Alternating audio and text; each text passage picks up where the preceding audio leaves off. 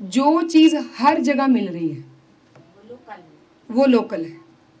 जो हर रेडी पे मिलेगी, हर छोटी बड़ी दुकान पे मिलेगी, वो जो नीचे बैठे होते हैं उनके पास भी मिलेगी, वो ही लोकल हो सकती है। वो कहीं आसपास में से ही आएंगी। तो कितना आसान है इसको पहचानना कि लोकल चीज़ क्या है। तो लोकल को कैसे पहचानना, इसका सबसे आसान तरीका यही है।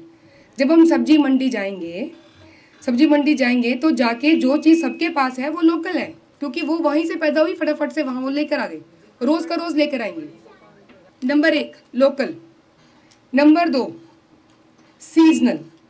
फिर से सब्जी मंडी चले जाइए, लोकल को पहचानने दें। जो चीज़ सस्ती मिल रही है वो उसी सीज़न की है, ठीक है ना। सस्ती वही चीज़ मिलेगी जो सीजनल है, उसी ऋतु में आए। और तीसरा फ्रेश का मतलब यह है कि जब हमने खाना है तभी पका के खाना है। ठीक, हम क्या करते हैं, पका लिया और उसको कहाँ रख दिया, फ्रिज में। क्यों रख दिया? हाँ, कल भी हो सकता है। आज हमने एक चीज़ बनाई, लेकिन वो बेटे को पसंद है, वो तो कॉलेज या हॉस्टल में रहता है, तो परसों आएगा, परसों दोबारा बनानी पड़ेगी। तो मैं आज ही ज़्यादा बना के आधा तो फ्रिज में रख देते हैं, परसों वापस निकाल लेंगे और क्या करेंगे, कैसे गर्म करेंगे। हाँ, कई लोग उसको तड़का डाल के भी खा लेते हैं, ठीक है। तो इसमें हमने क्या किया, बासी भोजन हमने अपने ही हाथ से अपने परिवार को परोस दिया। फ्रिज किस लिए बने थे, कौन बताएगा? फ्रिज का काम क्या है ये बताओ? ठंडा रखते हैं। क्यों रखना ठंडा जरूरी है?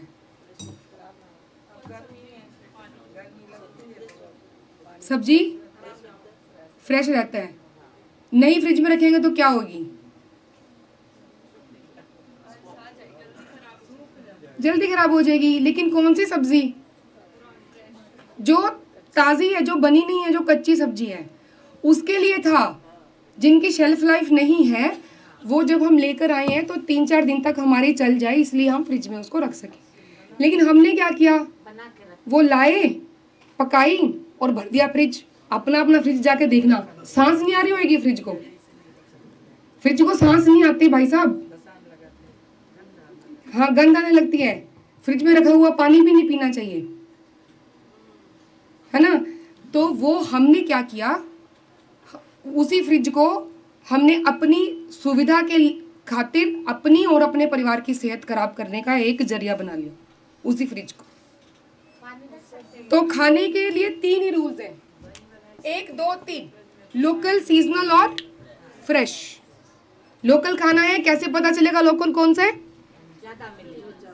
जो हर जगह मिलेगा। जो सब्जी मंडी जाएंगे, हर किसी के पास है, हर गरीब से गरीब वेंडर के पास भी है।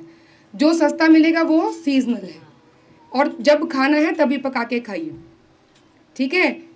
और यही एक रास्ता है हमारे पास सेहत को वापस लाने का, और हमें कोई बीमारी नहीं हो, इस चीज़ को एंश्योर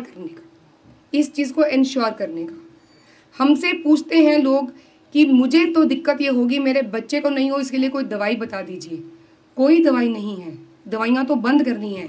यही 3 रास्ते हैं आपके पास, यही भोजन, एक ही रास्ता है, ठीक है। और अपनी दिनचर्या, रात्रिचर्या सही रखिए, इतना तो हम कर सकते हैं। अभी इसमें से भी बहुत सारी चीज़ें हम और भी कर सकते हैं, वो है हमारे किचन गार्डन। अभी लेकिन ये है कि बहुत सारे लोग फ्लैट्स में रहते हैं, उनके पास ज़मीन नहीं होती, कहाँ उगाएंगे सब्जियाँ। तो बहुत सारे इसके भी साधन हैं, छोटे इतने गमले आते हैं जिसमें आप धनिया पत्ता, पालक, बैंगन, मिर्च, टमाटर सब उगा सकते हैं। और फ्रेम बना के एक के ऊपर एक रख के भी एक अपना किचन गार्डन अपने घर में रख सकते हैं, ठीक है। जो अगर बाज़ार से भी खरीद के लाना पड़ता है, तो आते ही सबसे पहले उनको 10 लीटर पानी में 1 मुट्ठी नमक, इस मात्रा में जो सब्जियां फल आप लाए हैं उसमें डाल दीजिए, उसको घोल के।